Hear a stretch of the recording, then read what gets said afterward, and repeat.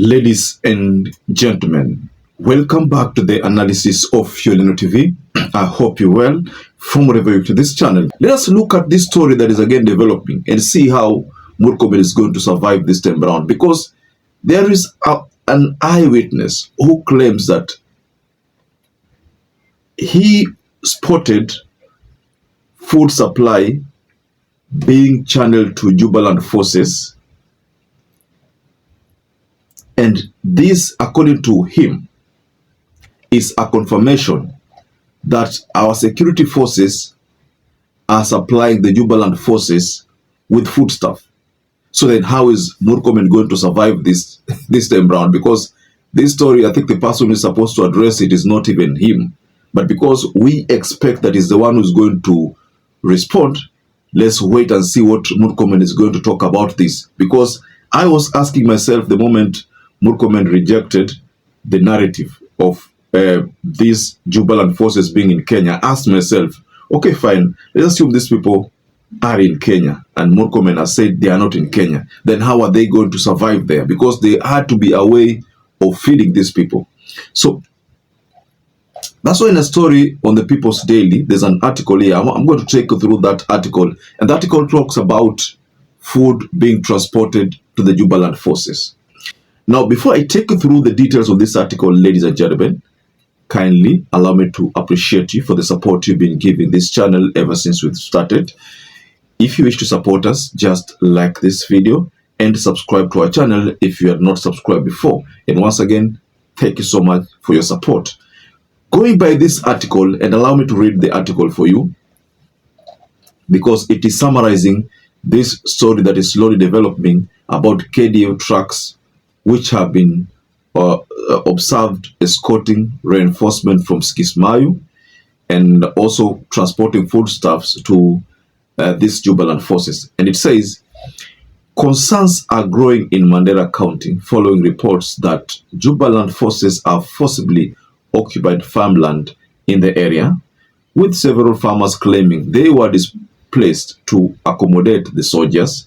The movement appears to have logistical support from Kenyan security forces, raising questions about the country's involvement in regional dynamics near the Kenya-Somalia border. According to multiple eyewitness accounts, military vehicles associated with the KDF have been seen transporting food supplies and equipment to areas now controlled by Jubaland forces. KDF is an ally of the Jubaland forces in the fight against Al-Shabaab. Local sources say the Jubaland fighters are disguising themselves within the farms, camouflaging their positions during the day, and marching towards BP1 primary school under the cover of the night. So this little story has already confirmed, this allegation that KDF trucks have been spotted transporting food supplies to the Jubaland forces. Remember, these are human beings who must survive by eating, despite the fact that they are people trained to withstand hunger. But let's also agree that hawa ni watu who must take water at one particular time. They must take food at one particular time. If they don't, of course, you know what happens to the human body. Dehydration. So how is MURKOMEN going to respond to these fresh revelations about KDF trucks transporting food? MURKOMEN has stated time and time again kwamba hakuna Jubaland forces. Okay.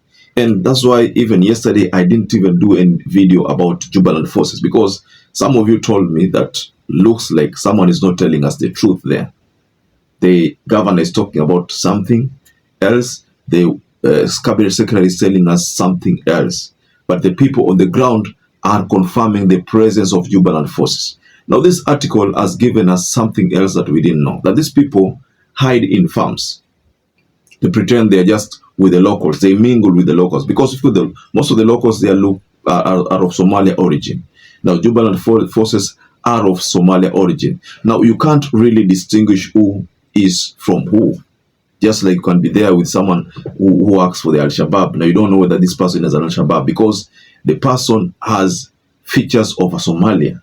I'm not saying that Al-Shabaab are Somalia on, but I'm just saying that it is not easy to tell who the Jubaland forces are from the Al-Shabaab militia.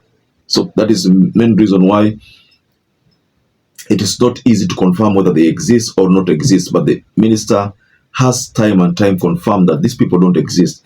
But the governor has crucial information that support the fact that these people exist in Mandera. The locals there too have expressed their concern.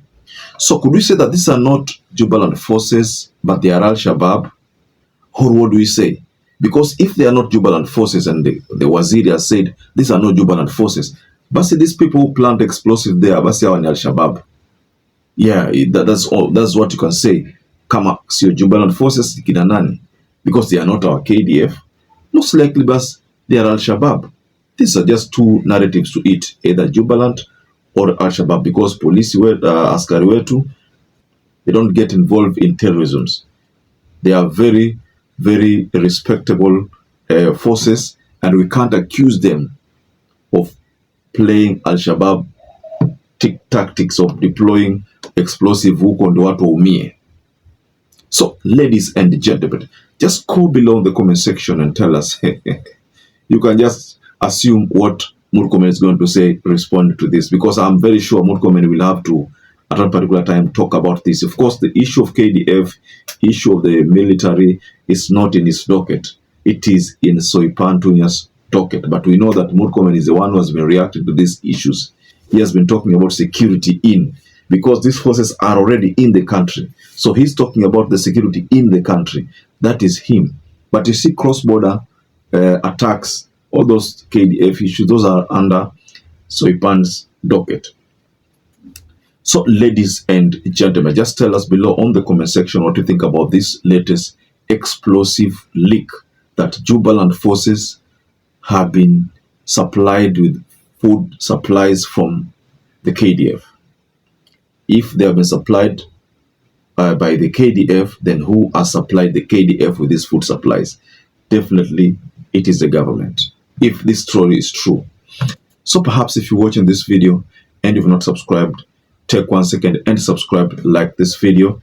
Until you catch up again, stay safe and stay blessed. Thank you once again for choosing YOLENO TV as your favorite political channel.